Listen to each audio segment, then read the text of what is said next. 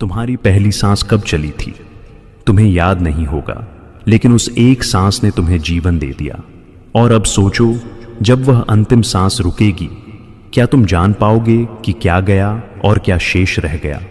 क्या सांस सिर्फ हवा है, या यह ब्रह्म की वह अदृश्य डोरी है जिससे तुम्हारा यह शरीर, यह मन और यह आत्मा बंधे हैं?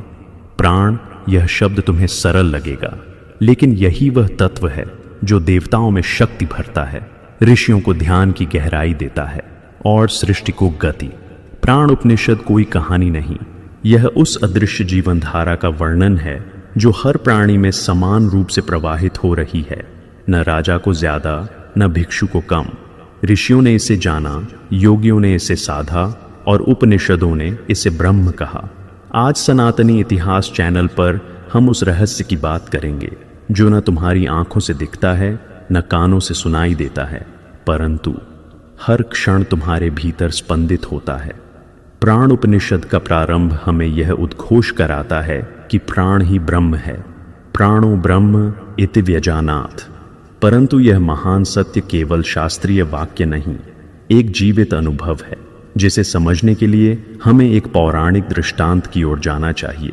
यही वह कथा है जिसमें स्वयं देह के देवताओं ने यह जाना कि प्राण के बिना उनका कोई अस्तित्व नहीं, और इस अनुभव से प्रकट होता है कि प्राण न केवल जीवन का कारण है बल्कि स्वयं ब्रह्म स्वरूप चेतना है।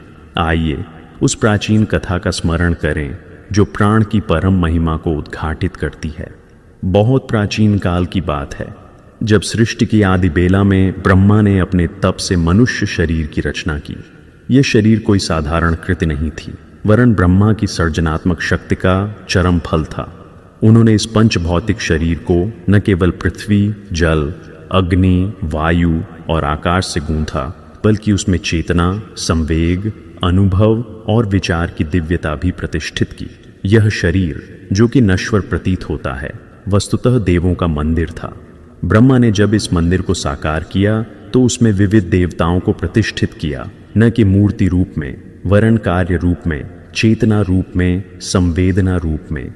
शरीर की वाणी में वाक् को, नेत्रों में चक्षु को, कानों में श्रवण को, मन में मनस को और समस्त शरीर की चेतना में प्राण को देव स्वरूप बनाकर स्थापित किया। इन देवताओं का कार्य बड़ा ही सूक्ष्म था, परंतु उतना ही महत्वपूर्ण। वाक् ने वाणी को जीवंत किया, जिससे मनुष्य विचारों को प्रकट कर सका। चक्षु ने दृष्टि दी, जिससे रूप, रंग और सौंदर्य की अनुभूति हो सकी। श्रवण ने ध्वनियों का संसार खोला, जिससे संवाद, संगीत